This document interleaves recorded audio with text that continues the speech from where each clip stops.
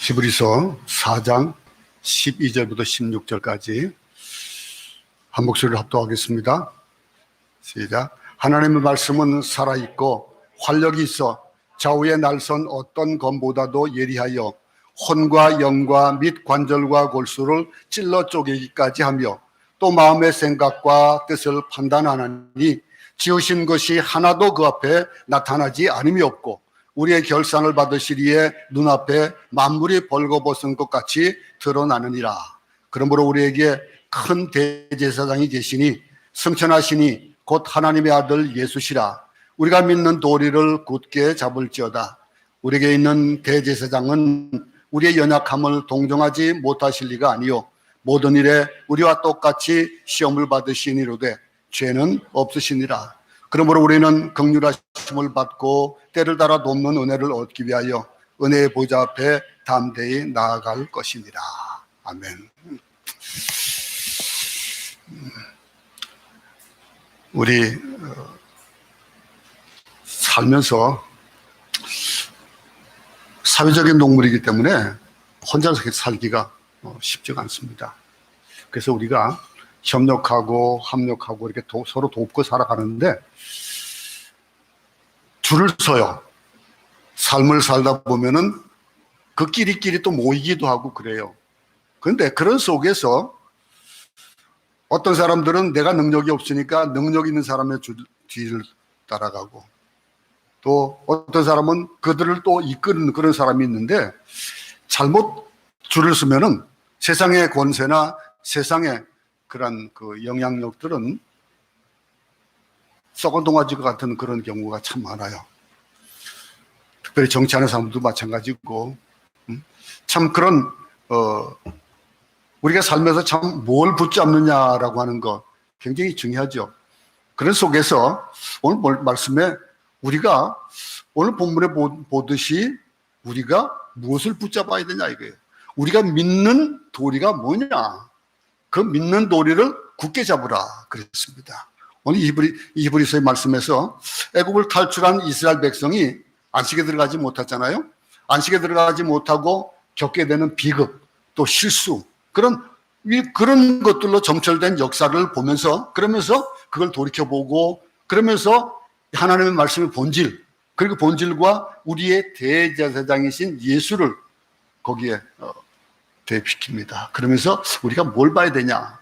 이스라엘 백성들이 가지고 있었던 그런 실수들, 그런 비극들, 그런 것들이 우리가 똑같이 이렇게 반복되면 되지 않지 않냐? 그러면서 예수 그리스도의 은혜의 보좌 앞에 우리가 담대히 나가야 된다. 이렇게 권면하고 있습니다. 이 기자가 우리를 은혜의 보좌 앞으로 인도하기 위해서 우리를 먼저 무엇으로 인도합니까? 12절 말씀 보세요. 하나님의 말씀은 살아있고 활력이 있어 좌우에 날선 어떤 검보다도 예리하여 혼과 영과 및 관절과 골수를 찔러 쪼개기까지 하며 마음의 생각과 뜻을 판단한다 그랬습니다. 이렇게 이 히브리서 기자가 지금까지 구약을 통해서 이스라엘 백성의 역사적인 실패를 쭉 설명하고 나서 그리고 나서 단순히 얘도 뭐 도덕적인 교훈이나 또 옛날 얘기를 전하는 것이 아니라는 것을 보여주고 있잖아요. 그 말을 듣고 있는 청중에게 적합한 하나님의 말씀이 구체적으로 나타나야 되는 그 구체적인 나타나게 하기 위해서 다시 말하면 하나님만 신뢰하는 안식에 들어가지 못하는 그런 그리스도인이 되지 말자 이거예요. 또 아니면 하나님의 신뢰하고 또 신뢰하지 못하고 하는 그런 것들과 어울러서 내 자신과 하나님을 섞어서 또 신뢰하지 말고 온전하게 적당히 살아가는 그리스도인이 아니라 온전하게 그리스도만 붙잡고 살자 이거예요. 그분이 누구냐라고 하는 것들, 그분은 대제사장이다 이거죠. 대제사장은 뭐 하는 그런 직임입니까? 백성들의 모든 죄악들을 하나님 앞에 올려놓고 그리고 그 모든 것들을 사죄를 가는 건 그 중간에 역할로 하는 자. 그러면 우리의 삶 속에서도 우리가 하나님과의 관계 가운데서 우리를 위해 주시고 우리를 대변해 주실 분이 누구냐 이거예요. 그 대원자는 예수 그리스도밖에 없다. 그분 대제사장이다 이거예요. 그분은 승천하셨고 하나님의 아들이시고 그분이 바로 예수인데 그분이 바로 우리가 붙잡아야 할 돌이다. 이렇게 14절에서 얘기하고 있는 겁니다. 여러분, 오늘 이 본문에서 우리가 이 12절부터 16절은 특별히 하나님의 말씀에 대해서 좀 더 구체적으로 말씀하고 있습니다. 그 말씀 뭐라고 합니까? 하나님의 말씀은 22절에 보니까 살아있고 그랬습니다. 살아있고. 살아있다는 거예요. 죽은 말씀이 아니라 살아서 있다는 거예요. 그럼 살아있다는 건 뭐예요? 살아있기 때문에 뭐가 있다는 거예요? 운동력이 있다는 거예요. 에너지가 있다는 거예요. 살아서 움직인 거. 우리가 가만히 살아있는데도 불구하고 가만히 있으면 어떻게 됩니까? 성장이나 마찬가지가 되는 거예요. 마찬가지로 우리 삶 속에서도 이 하나님의 말씀은 그렇게 운동력이 있고 에너지가 넘친다 이게. 그렇기 때문에 운동력이 있을 뿐만이 아니고 그것은 말씀은 좌우에 날이 선 그런 칼날 같아가지고 그것이 예리하게 우리 판단하는 거예요. 그러니까 여기에 대해서 이 얘기하고 있는 이 말씀에 대한 부분 이 세 가지를 한번 우리가 좀 집중적으로 짚어보고 넘어가겠습니다. 우리에게 들리고 익히는 말씀, 성령을 통해서 우리의 심령에 주시는 말씀은 살아있다 이거예요. 그냥 한쪽 귀를 듣고 한쪽 귀를 흘리는 것이 아니고 그냥 세상의 어떤 동화책을 읽어주듯이 세상의 어떤 것들을 지식을 주는 것으로는 우리 삶이 바뀌지 않는다 이거예요. 살아있다라고 하는 거. 에스겔서에 등장하는 뼈들 있잖아요. 해골 골짜기의 뼈 같은 것 그런 것이 아니라는 거예요. 그거는 아무리 그가 위대한 삶을 살았고 하더라도 그 죽어서 그냥 뼈에 불과한 거예요. 죽었다면 거기에 뭐 해야 됩니까? 살이 붙어야 되고 거기에 모두 살만 붙는 거 되는 것이 아니잖아요. 영혼이 있어야 되는 거예요. 그 살아 움직이기 위해서 우리가 이 뼈마디가 움직인다는 거. 참 우리 몸이 참 신비해요. 엄지손가락 하나 없거나 엄지발가락 하나 없으면은 한번 겪어봐요. 지한이가 요즘 그 엄지손가락 때문에 굉장히 많은 그런 아픔, 좀 힘든 일을 겪었어요. 그러면서 중요하구나. 근데 우리 사역자 가운데 준 목사 있잖아요. 그 준인 어땠습니까? 우리 선교사를 일을 돕기 위해서 가다가 오토바이 사고가 나가지고 오른쪽 엄지발가락이 상했어요. 그러니까 어떻게 합니까? 발가락 하나인데 절어요. 준 목사가 저는 이유가 우리 선교사 때문에 저렇게 된 거예요. 근데 그 발가락, 이런 것들, 어떤 한마디만 가지고 되어지는 것이 아니고 이것이 움직이기 위해서는 그 뼈만 가지고도 되는 게 아니잖아요. 살아있어야 우리의 삶이 바뀌는 거예요. 그 살아있다라고 하는 거예요. 실제로 살아있는 하나님의 말씀, 그건 역사도 아니고 철학도 아니고 고고학도 아니고 문학도 아니고 예술도 아니에요. 그저 살아 역사하는 말씀. 육체를 신뢰하여서 안식에 들어가지 못했던 사람들, 그 설명했잖아요. 그들은 또 지금도 마찬가지겠죠. 그들은 이 성경이 뭐예요? 그저 하나의 도서나 하나의 경전 취급하기 쉬운 것이 바로 이 말씀이다 이거예요. 말씀. 성경 말씀을 가까이 하지 못하는 거예요. 여러분 어떻습니까? 우리는 매일매일 지금 이제 우리가 맥체인 성경 읽기를 올려드리잖아요. 그럼 그거를 얼마나 많이 읽습니까, 여러분들? 그냥 넘어가지면 안 돼요. 그거를 읽어보세요. 읽고 나면요, 그걸 하루 시작하면서 읽고 나면 하루가 달라져요, 여러분. 그 말씀이 살아서 움직이기 때문에 우리 여러분들이 활력을 있게 되는 거예요. 그 살아있다는 거. 성경을 들고 다니기만 할 뿐 그 속에 담긴 살아있는 말씀의 능력은 우리 체험하지 못하고 살아갈 수는 없는 그 정도 귀한 겁니다. 성경 어쩌다가 한 구절 읽어도 자기 생각보다도 또 성경의 생각보다도 자기 생각이 더 크고 성경의 판단력보다도 자기의 판단력이 우선하면은 그 역사는 없어요. 그 살아있다. 이런 말도 있거든요.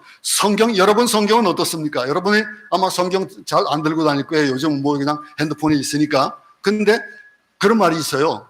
성경이 더러운 사람은 깨끗하고 성경이 깨끗한 사람은 그 사람은 더럽다. 그런 얘기가 있어요. 무슨 얘기입니까? 성경을 계속 보는 사람은 그 성경이 더러워질도록 계속 보는 사람은 마음이 깨끗해지는 거예요. 그러니까 하면 성경이 깨끗한 사람은 성경을 안 보니까 마음이 더러운 거예요. 경건하게 하나님 말씀을 읽는 사람들에게는 그 말씀이 어떻게 한다고요? 살아있어서 움직여서 그것이 역사한다. 이렇게 설명하고 있습니다. 그러니 이 많은 사람들이 성경에 대해서 무지했기 때문에 하나님에 대해서 무지했기 때문에 하나님의 말씀이 기록되어져 있는 그 성경에 무식하면 하나님에 대해서도 무지한 거거든요. 그걸 얘기하는 거예요. 이 하나님의 말씀은 살아있다 그랬습니다. 또 그럼 살아있기만 하면 뭐냐 이게, 살아있으니까 만들어지는 에너지, 이 운동력, 그 에너지가 있다 이거예요. 그 에너지가 폭발하는 거예요. 이 물이 끓으면 뭐가 됩니까? 수증기가 변해요. 그죠? 수증기가 변하면서 그 수증기가 엄청난 힘을 만들어내잖아요. 그렇게 이 일들, 물이 열을 가하면 수증기가 발생하고 그 수증기에 있는 힘은 그 무거운 기차를 움직이고 그 큰 배를 움직이는 거예요. 여러분, 마찬가지로 하나님의 말씀은 움직일 뿐 아니라 놀라운 힘을 발휘하는 거예요. 야, 저 사람 어디서 저런 저력이 나타나지? 라고 하는 거 보면은 그 사람이 가진 지식은 얼마 없어도 신앙을 가지고서 신앙으로 살아가는 사람들 보면은 그 사람에게는 큰 힘들을 나타내는 것들을 우리 눈으로 목도하게 되는 거예요. 말씀은 곧 능력입니다. 그 말씀의 능력. 귀신 들린 자에게 말씀이 임하면요, 귀신이 소리 지르고 떠나요. 병든 자에게 임하면은 치료가 임하는 거예요. 오늘 아침에도 우리 두 선교사님이 브라질 선교사님과 또 선교사님이 소천했다고 또 연락이 왔습니다. 우리가 근데 그런 분들이 어떻습니까? 하나님께서 우리에게 주신 그 능력에 대해서 몰라서 하나님께 불려갔을까요? 그런 것과는 좀 다르겠죠, 그죠? 우리에게 여러분들 한번 무좀, 발에 있는 무좀을 위해서 기도해 본 적 있습니까? 무좀 낫게 해주세요. 기도해 보. 그거 안 해봤을 거예요. 해보세요. 그럼 무좀도 낫습니다. 이 능력의 말씀, 하나님 말씀은 폭풍도 잠잠케 하고요. 그리고 하나님 말씀은 분노하고 고민하고 괴로워하고 절망하던 영혼들이 하나님 앞에서 온전히 되는 걸 보잖아요. 그 영혼이 위로받고 평안을 얻고 기쁨을 얻는 태초에는 말씀이 있었습니다. 이 말씀은 곧 예수 그리스도라고 했습니다. 그래서 예수님의 삶은 곧 능력의 삶이었어요. 그 삶으로 말미암아 우리의 삶이 또 바뀌어지는 거예요. 말씀을 높이고 말씀을 사모하고 말씀을 공부하는 여러분들, 말씀을 공부하는 교회, 살아 움직이는 교회가 되어지는 거예요. 우리 삶 속에서 이 하나님이 주시는 그 능력, 그 능력은 어디서 하는 거예요? 살아있기 때문에 그 살아있는 말씀이 운동력을 일으킨다라고 하는 거예요. 여러분, 또 한 가지 뭐라고 그랬습니까? 근데 그것이 살아있어서 운동력이 있는데 그 운동력이 어떤 운동력이냐 이거예요. 좌우에 날선 검이다 그랬습니다. 한쪽 면도 아니고 좌우에 날선 검으로서 이 검으로 우리의 연과 혼과 관절과 골수비가 쪼개고도 남음이 있다 그랬습니다. 그럼 이 말은 뭡니까? 구약시대에 하나님께 제사를 드릴 때에 대제사장이 아주 날카로운 칼 가지고 제물을 뜹니다. 제물을 뜨면서 그러면서 짐승의 각을 뜨는데 그렇게 해가지고 하나님의 바칠 것과 버릴 것에 대해서 아주 정확하게 구분을 해서 하나님 앞에 올려드리는 거예요. 이런 것. 우리 삶 속에서도 마찬가지입니다. 내가 살아가면서 그리스도인으로서의 살아야 될 것들, 그 본분에 대한 것들을 제대로 행하지 못하면은 성령께서 우리를 가차없이 그 말씀을 가지고 도려내 주는 거예요. 그래서 우리가 그거를 깨닫게 되고 그걸 하나님 앞에 회개하게 되는 거예요. 그래서 우리의 삶이 바뀌어지는 겁니다. 마찬가지로 하나님의 말씀 우리 안에 들어오면은 우리의 혼과 영과 관절과 골수를 찍어서 구분한다는 거예요. 그런 구분에 대한 체험을 하십니까, 여러분? 체험을 해보세요. 얼마나 귀한 일인지 몰라요. 하나님 말씀이 없을 때 나와 마귀의 그 혼재되어 있는 그런 삶에 대한 것들을 자기가 그냥 모르고 살아가는 경우도 많을 거예요. 이게 마귀의 생각인지 아니면 내 생각인지, 이게 마귀의 일인지 내 일인지, 내 생각과 마귀의 생각이 막 섞여 있는 그런 경우가 있을 수가 있는 거예요. 삶 속에서 무엇이 육체적인 것이고 무엇이 영적인 것인지 구분이 되지 않는, 어떤 것이 바른 것인지, 기도가 방황을 하게 되고 믿는 것도 방황을 하게 되는 이유가 뭘까요? 그 구분이 안 되는 거예요. 우리 속에 하나님 말씀 들어가게 되면 구분할 수 있게 되는 거예요. 하나님의 것, 세상의 것, 땅의 것, 하늘의 것, 이 모든 것들, 이런 것들이 구분되기 시작하는 거예요. 그 구분되는 것이 되기 시작하면 우리가 바꿔져 가는 거예요. 성화가 되어져 가는 거예요. 많은 사람들이 정말로 해서는 안 될 말들을 내뱉고 해서는 안 될 생각들을 하고 하는 그 일들, 아무렇지도 않게 하는 사람들이 얼마나 많습니까? 그런데 우리가 그거를 성령께서 깨닫게 하셔요. 무엇을 통해서? 말씀을 읽게 되고 그 말씀을 통해서 나를 깨닫게 되고 그 말씀이 옳은 말씀인지 틀린 말씀인지 갈라주는 거예요. 성령께서 함께하지 않으면 아무것도 할 수 없습니다. 우리 인간들이 그런 인간들이 하나님의 말씀이 우리 안에 들어오면은 죄를 짓지 않는 능력이 생기고 그 죄에 대한 것들을 구분하게 되고 이게 죄냐 아니냐라고 하는 거. 알고도 모르고도 짓는 죄. 그렇게 얘기잖아요? 아니요. 틀린 말이에요. 어떻게 보면은요. 다 알아요. 우리는 다 알게끔 성령께서 깨닫게 해 주셔요. 그런데 우리는 못 들은 척 모르는 척하고 지나가는 거예요. 귀신이 떠난다? 뭘 얘기하는 겁니까? 분리된다는 것을 의미하는 거예요. 떠나는 것이 뭡니까? 하나님의 생각을 하게 되고 하나님께서 알려주시는 것에 대한 것들을 우리에게 알게 하시는 거예요. 여기 보면 예리한 검과 같은 말씀이 우리의 마음을 또 어떻게 한다고 했습니까? 깨뜨려 본다고 했습니다. 하나님 앞에 숨겨지는 것이 없는 거예요. 말씀이 임하면은 백일하에 드러나는 거예요. 그런 얘기를 가끔 들어요, 목사가. 목사님 어떻게 저렇게 쪽지게 같이 내 얘기를 하시지? 여러분들도 아마 그런 걸 느껴봤을 거예요. 아니 누가 그 일을 고자질을 했나? 뭐 일로 바쳤나? 이렇게 오해하게 돼요. 근데 그게 뭐예요? 뭐 목사가 어떻게 알아가지고 그걸 다 알겠어요. 그죠? 근데 그것이 성령께서 나를 깨닫게 하시는 거거든요. 말씀을 통해서 깨닫게 하고 말씀 앞에서 아무것도 숨길 수 없는 거예요. 성경 공부할 때나 혼자서 큐티할 때나 설교를 들을 때 우리 안에 숨겨진 이 나쁜 생각들, 감추인 것들을 백일하에 드러나게 하는 거예요. 그것이 각을 뜨니까 어떤 것이 옳은 것이고 어떤 것이 틀린 것인지를 잘라내니까 보이는 거예요. 아는 거예요. 히브리서 4절 13절을 보면요. 뭐라고 했습니까? 지어진 것이 하나도 그 앞에 나타나지 않음이 없고 우리의 결산을 받으실 이에 눈앞에 만물이 발거벗은 것 같이 드러난다. 참 얼마나 무슨 말입니까? 사람 만나서 벌거벗었다고 한번 가정해 보세요. 그것도 벌거벗겨졌다고 가정해 보세요.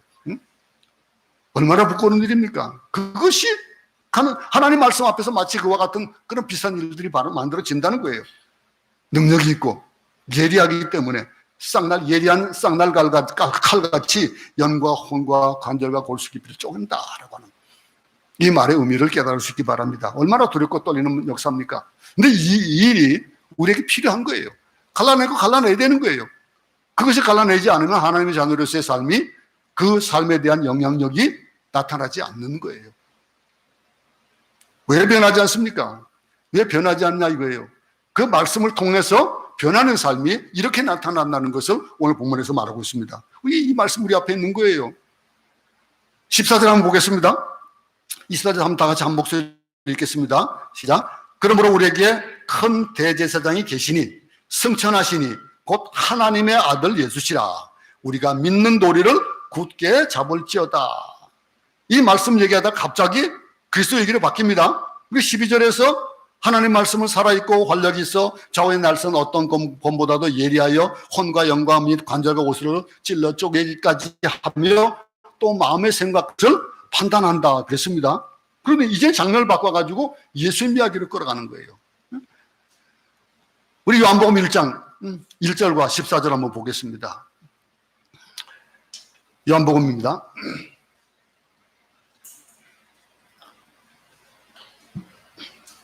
요한복음 1장 1절에 태초에 말씀이 계시니라.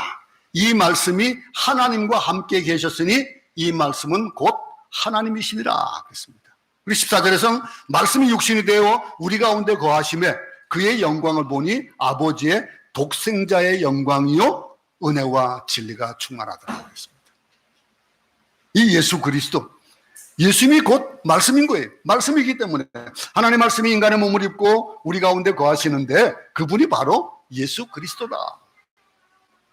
말씀을 바라볼 때 그 앞에서 아무것도 감출 수 없는 그런 죄인으로서 두렵고 무섭고 부끄럽고 겁나지만은 그러나 예수 그리스도가 말씀의 주인이 되셨기 때문에 그분만 바라보면은 안심하게 되고 그분만 바라보면 구원을 얻게 되고 그분만 바라보면 우리가 소망을 가질 수 있다는 거예요. 이게 우리 거예요. 예수 그리스도가 내 것이에요. 그분이 주시는 그 소망이, 그분이 주시는 그 구원이, 그분이 주시는 그 모든 것. 얼마나 여러분 귀한 분들입니까? 나 개인이 그렇게 귀한 거예요. 우리가 말씀을 바라볼 때 아무것도 감출 수 없는 죄인으로서의 내가 보이게 되고 그렇기 때문에 그렇게 되면 어떻게 됩니까? 그 죄 때문에 내가 하나님 앞에서 얼마나 두렵습니까? 얼마나 무섭고 부끄럽고 겁나는데 예수님께서 그 일들을 위해서 우리의 모든 죄악들을 다 가져가셨다. 그러니 얼마나 귀한 거예요. 그 말씀하시니까 어렵고 힘든 문제도 쉬워지는 거예요. 그분을 의지하니까 무섭던 것이 안 무서워지고 두렵던 것이 두렵지 않습니다. 우리의 죄가 비록 정같이 붉을지라도 정말 용서받을 수 없는 엄청난 죄인이지만은 그 죄를 사하셨다. 그 사심이에요. 예수님 그래서 마태복음 11장에서 28절부터 30절 보겠습니다. 수고하고 무거운 짐진자들아 다 내게로 오라. 내가 너희를 쉬게 하리라. 나는 마음이 온유하고 겸손하니 나의 멍에를 메고 내게 배우라. 그리하면 너희 마음이 쉼을 얻으리니 이는 내 멍에는 쉽고 내 짐은 가벼움이니라. 여러분, 이 사회에서는 뭐든지 아까도 말씀드렸지만 붙잡아야 돼요. 긴장해야 돼요. 그리고 막 그냥 뭐 신경 써야 되고 도전해야 되고 싸워야 되고 이게 사회예요. 안 그러면 밥해 먹히니까. 이런 사회 속에서 살다 보니까 예수를 믿으면서도 불안해하고 예수 믿으면서도 다른 신들을 섬기고 의식하고 타인의 시선을 의식하고 지옥처럼 느끼는 우리를 향해서 뭐라고 말씀하십니까? 나에게 와서 힘을 얻으라. 그러잖아요. 응? 모든 것들을 가지고 무거운 짐진 자, 수고하는 자 다 내게로 와라. 너희를 쉬게 하겠다. 이런 이 말씀, 경쟁과 스트레스 속에서 고군분투하는 우리를 향해서 내게로 와서 쉬어라. 여러분들의 그 쉼을, 여러분들의 그 평강이 여러분 삶 가운데 있어지길 바랍니다. 안식으로 초청해 주시는 거예요. 요한복음 8장에 나오는 가늠하다가 잡힌 여자 보세요. 그 여인을 보는데 그는 죄를 짓다가 현장에 붙여보세요. 근데 그 죄는 그 사람들에 의하면은 돌에 맞아 죽을 짓이에요. 돌에 맞아 죽을 짓인데 말씀 앞에 도저히 설 수 없는 사람이고 하나님의 거룩하신 본질 앞에서 어떻게 할 수가 없는데, 그런데 예수 앞에 끌려왔기 때문에 그 순간 돌을 쳐 죽이려는 사람들에게 예수께서 뭐라 했습니까? 죄 없는 자가 먼저 치라 그랬어요. 그러니까 어떻게 됩니까? 사람들이 슬금슬금 다 빠져나갔어요. 그 속에서 예수님께서 어떻게 하십니까? 그 여자를 야단쳤습니까? 너 왜 그렇게 했어? 어쩌다고 이런 꼴로 내게 여기 왔냐? 이러지 않았어요. 뭐라고 묻습니까? 너를 고소하던 자가 다 어디 있냐? 다 갔습니다. 그러니까 하는 얘기가, 그럼 나도 너를 고소하지 않는다 이거예요. 응? 나도 너를 고소하지 않으니까 다시는 이런 죄를 짓지 말라. 그리고 보냈어요. 이 일들이 우리의 삶 가운데 나타나는 거예요. 여러분들은 이 말씀에 요한복음 8장에 나왔던 그 여인과 같은 그런 죄를 안 지었다라고 할지 모르겠지만 우리는 어쩌면 그보다 더 큰 죄를 짓고 살지 몰라요. 그런 자들을 예수님께서는 사하셨어요. 그러면서 뭐라고 합니까? 내게로 오라 이거예요. 그 모든 죄, 모든 무거운 것들 다 가지고 와라. 우리를 편안하게 해주시는 그런 분, 그 예수님, 그 앞에 나오면 용서받고 위로받고, 이 말씀이 살아있고 활력이 있어서 좌우의 날선 어떤 검이라도 정말로 날선검같이 예리하여 가지고 우리의 영과 혼과 가정과 고습을 쪼개고 남는다. 우리의 마음과 생각과 뜻을 판단하면 모든 것들 백일하에 드러나게 한다 이거예요. 그렇기 때문에 우리는 죄인이기 때문에 말씀 앞에서 제대로 숨을 쉴 수가 없는 거예요. 그러나 하나는 예수님 앞에 나오면은 이 말씀에 뭐가 있습니까? 자비가 있고 위로가 있는 거예요. 이 일들. 히브리서 기자가 그러면서 우리를 모두 다 예수님 앞으로 초대하는데 그 예수님이 누구예요? 대제사장이다. 우리 하나님과 우리 사이에 중보하는 그런 예수님으로서 그 예수님께 나오면은 어떤 일들이 벌어집니까? 우리 한번 성경에 보다 보면은 많은 분들이 있지만은 우리가 참 정말로 삭개를 보면은 얼마나 기쁘고 즐겁습니까? 그가 삭개가 키가 작고 세상에서는 정말로 볼품없다고 하겠지만 가지고 있는 것들은 또 많은 세리가 되겠지만은 그런 속에서도 그가 뽕나무 올라간 거예요. 뽕나무 올라가 가지고 그리고 나서 어떻게 됩니까? 예수님께서 부르시니까 어떻게 변해가는 거예요? 부족한 많은 사람이고 상처가 있는 사람이고 외로웠던 사람 아니겠어요? 이 유대인들이 가장 싫어하는 세리. 그러면 어떻게 됩니까? 그가 예수님 보기 위해서 뽕나무 올라갔다 삭개오에게 자비의 손을 내미시고 완전히 새로운 사람으로 바뀌어가는 그런 삶을 우리는 보잖아요. 세리마태도 그렇지만은 또 7개씩 들렸던 여인, 또 문둥병자, 각색 병든 자, 나면서부터 소경된 자, 얼마나 많은 사람들이 그 절망의 숲 같에 살던 사람들이 다시 일어났습니까? 요즘 세상이 그런 세상이에요. 코비드로 얼마나 많은 사람들이 어렵습니까? 우리 사업하는 분들도 계시지만 사업하는 분들 얼마나 힘들어요. 응? 얼마 전에 며칠 전에 그 한인들 뭐 뉴스에 났는데 세부에 초토화가 됐습니다라고 하는 뉴스가 올라왔더라고요. 응? 왜 초토화가 됐습니까? 거기에 세부가 어떤 곳이에요?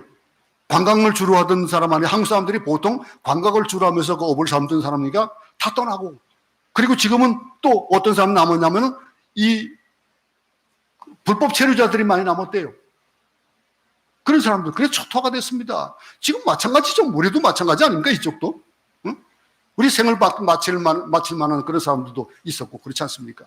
이 일들 속에서 예수님을 보기 위해서 올라갔던 그 뽕나무에 올라갔던 삭개오 같이 이 예수님, 어떤 사람이라도 다 받아주시는 그분을 우리에게 지금 히브리서가 소개하고 있는 거예요. 여러분, 예수 그리스도를 믿는다? 그러면 무슨 일이 당연히 나타나는 겁니까? 그분을 바라보게 되어 있어요. 그분을 의지하게 되고요. 예수님께서 해변에서 떡을 떼어 제자들에게 주셨던 그 예수 그리스도, 어떤 죄인도 원수도 다 품어주시는 그 예수 그리스도를 바라보면서 험한 세상을 살 수 있다고 하는 거예요. 그를 붙잡으라는 거예요. 우리가 바라봐야 될 예수 그리스도. 그럼 그분은 어떤 분이냐?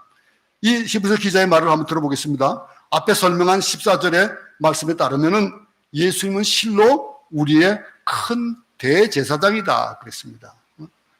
그리고 또 승천하신 분이다. 예수님이 돌아가신 후에 무덤에 그냥 갇혀 있는 것이 아니고 부활하셔서 승천하셨다 그랬습니다. 그리고 또 그분을 가르쳐 뭐라 했습니까? 하나님의 아들이다. 곧 하나님의 아들 예수시라 그랬습니다.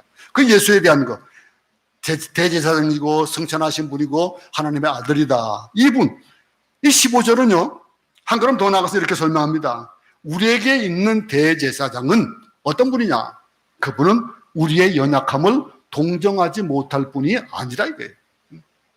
모든 일에 우리와 똑같은 그런 시험을 받으신 분이다. 그렇지만은 그분은 죄가 없다 그러셨습니다. 여러분, 그래 이런 말합니다. 부자가 어떻게 가난한 자의 심정을 알 것이냐? 건강한 자가 어떻게 병든 자의 절망을 알 것이냐? 옛날에 그런 여기 몇 년 전에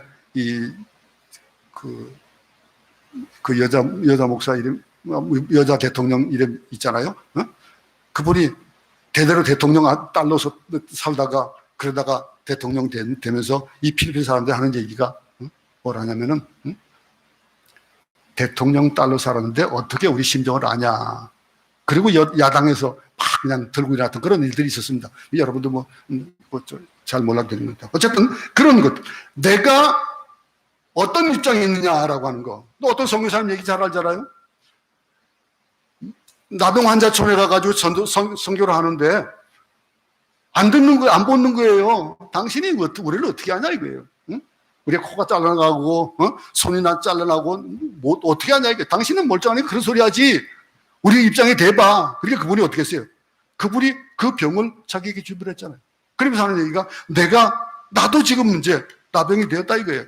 그래서 그러고 나니까 얼마나 많은 사람들이 거기에 감동을 받고 복음을 받아들이는 그런 얘기도 알잖아요. 여러분, 우리 삶 속에서 예수님 자신이 우리에게 주어졌던 그 희생에 대한 것들, 그 예수님이 우리의 생애가 되는 거예요. 예수님처럼 억울하게 죽은 사람이 어디 있습니까? 예수님처럼 누추한 곳에 태어난 사람이 어디 있습니까? 예수님이 이 땅에 오셔서 하신 것, 우리를 위해서 하신 것, 인간이 되신 하나님의 아들로서 인간이신 33년 동안에 인간이 겪을 수 있는 모든 것, 오해도 받았죠, 배신도 받았죠, 빈곤했죠, 모든 것들을 친히 겪으신 분이에요. 우리와 똑같이 졸리기도 하고 눈물도 흘리시고 아픔도 느끼시는 그런 인간의 몸을 가지신 그 최일하신 분, 우리의 절망보다도 더 깊은 절망을 맛보시면 오죽하면은 땀이 피가 되도록 그렇게 기도하셨고, 오죽하면은 이런 통곡을 하셨을까요? 육체에 계실 때에 자기의 죽음에서 능히 구원하실 이에게 심한 통곡과 눈물로 간구와 소원을 올렸고 그의 경건하심으로 말미암아 들으심을 얻었느니라. 여러분, 우리의 삶 속에서 예수님이 얼마나 큰 존재가 되어지는지를 깨달아 알 수 있기 바랍니다. 그 예수님, 이 인정한다는 것, 그 기막힌 그런 경험을 여러분 하셨냐 이거예요. 못하신 분들이 있다면 하라 이거죠. 이집트서 기자가 그렇게 얘기하고 있는 거예요. 힘든 자들에게는 힘들어 하지 말라 이거예요. 예수님만 바라보고 예쁘면 붙잡아라 이거예요. 우리는 죄인으로서 살아가는 것, 우리를 아는 거예요. 그리고 우리를 아는 것뿐이고 또 우리가 죄 없는 분이지만은 이 죄인은 죄 있는 인간보다도 더 깊이 인간의 실존을 이해하시는 분이다라고 이 설명을 하고 있는 거예요. 지금 여러분, 누구든지 예수 그리스도 앞에 나오는 자는 은혜를 받고 위로를 받고 치료를 받고 용서를 받고 새 사람이 되어진다라고 하는 거예요. 여러분, 힘든 일을 겪는 자들에게 가끔 그런 우리가 잘 아는 그런 예화가 있습니다. 우리가 익히 들어서 뭐 잘 알고 있는 예화지만은 예수님이 얼마나 우리를 잘 알고 인도하시는지를 잘 얘기해 주는 그런 예화일 거예요. 예수님 어느 분이 한 분이 한 번 꿈을 꿨습니다. 꿈에서 예수님과 함께 해변에서 산책을 하는 거예요. 산책을 하는데 하늘 저편에서 그가 지금까지 살아온 일들이 쫙 펼쳐지는 거예요. 그 장면도 영화처럼 상영되는데 각각의 장면에서 그 모래 위에 새겨진 그 두 줄의 발자국을 보는 거예요. 그 두 줄의 발자국을 보는데 살아오는 동안에 예수님과 함께 걸었던 그런 일들을 쭉 보여주는 거예요. 근데 마지막 장면이 펼쳐지고 있는 그럴 때에 문득 그는 그 길 속에 있는 그 그림 발자국이 어느 순간에 한 줄인 걸 봤어요. 한 줄인 걸 보고서 이때를 보니까 자기가 굉장히 힘들고 어려울 때가 있었거든요. 예수님이 묻는 거예요. 예수님, 저와 함께 언제나 함께 걸으신다고 그러는데 왜 저 때는 왜 나 혼자 걸었습니까? 라고 하니까 그렇게 잘 알듯이 뭐라고 그랬습니까? 예수님께서 그 힘들 때 내가 너를 업고 걸어서 그 발자국은 내 발자국이야 그러시잖아요. 우리가 힘들 때 혼자라고 생각하지 마세요. 그 예수님 붙잡으면은 그 예수님이 혼자서 고난의 길을 걸어온 것처럼 착각하지만은 결코 한순간도 너를 떠날 일이 없다 이거예요. 내가 가장 힘들고 고통스러워 그때마다 나는 너를 업고 걸었다라고 하는 풋프린트 얘기 같이 우리의 삶 속에서도 그럽니다. 힘든 일이 있습니까? 걱정하지 마세요. 지금 예수님께서 여러분을 업고 가실 거예요. 히브리서 4장 14절 한번 다시 한번 보겠습니다. 그러므로 우리에게 큰 대제사장이 계시니 승천하시니 곧 하나님의 아들 예수시라. 우리가 믿는 도리를 어떻게 하라고요? 굳게 잡으라. 굳게 잡으라. 의심하지 마라. 뒤돌아보지 마라. 주저하지 마라. 내가 믿기로 결정한 그 예수를 굳게 붙잡으라 이거예요. 굳게 붙잡고 의심이라도 환경이 고통스럽게 만들지라도 세상 일이 너를 괴롭게 할지라도 내 안에 안개처럼 피어오르는 그런 의심에 또 교만에 그런 일들이 너를 엄습하고 있다 할지라도 너는 걱정하지 말고 단 한 가지 그분을 붙잡아라 이거예요. 예수를 붙잡는 삶이 될 수 있게 바랍니다. 어려울 때일수록 우리는 붙잡을 게 필요하잖아요. 물에 빠져 들어갈 때 동아줄이라도 잡잖아요. 그죠? 작은 나뭇가지라도 잡고 싶은 것이 우리 인간이 아니에요? 그런 일들. 히브리서 기자의 첫 번째 권면이 그거예요. 우리가 믿는 도리를 한번 굳게 붙잡아라는 거예요. 또 두 번째 권면이 뭡니까? 담대히 나가라. 16절입니다. 그러므로 우리는 긍휼하신 하심을 받고 때를 따라 돕는 은혜를 얻기 위하여 은혜의 보좌 앞에 담대히 나아갈 것이다. 은혜의 보좌는 주님이 우리를 위해서 만들어 놓으신 거예요. 하나님의 보좌, 하나님의 전전에 있는 것. 그러면 이 하나님의 은혜의 보좌가 하나님의 통치와 보호와 자비와 은총을 상징하는 이 일, 그 은혜의 보좌 앞에는 누가 갈 수 있는 거예요? 그 예수님 붙잡은 자들이 갈 수 있는 곳이에요. 어떤 죄인이라도 갈 수 있는 곳이에요. 예수 그리스도의 이름으로 누구든지 용서함을 받고 나아갈 수 있는 그 은혜의 보좌. 예수님 십자가에 피 흘려 돌아가신 것, 이것을 예비하기 위해 하신 것이다라는 거예요. 하나님의 은혜 보좌 앞에는 누구든지 새로워지고 거듭나고 성령의 인치심을 받을 수 있다. 성도들의 만남에서 하나님을 만남에 있어서 이게 클라이막스입니다. 여러분들 예수님 붙잡아야 그거 가능한 거예요. 예수를 붙잡지 않으면 가능하지 않은 거예요. 예수님 붙잡는 삶. 지금 우리가 은혜의 보좌 앞에 담대히 나아가서 그분을 붙잡을 수 있기 바랍니다. 하나님 주 앞에 나가는 것을 주저하지 말고 우리의 힘들고 어려운 것들을 그것에 얽매여가지고 있지 말고 담대히 나가라. 주저하지 말라. 두 번 생각하지 말고 그대로 순종하라 라고 말씀합니다. 그럼 지금 나갈 수 있기 바랍니다. 지금 당장 주님을 붙잡으시기 바랍니다. 힘든 일이 있을수록 우리는 그것을 더 붙잡아야 돼요.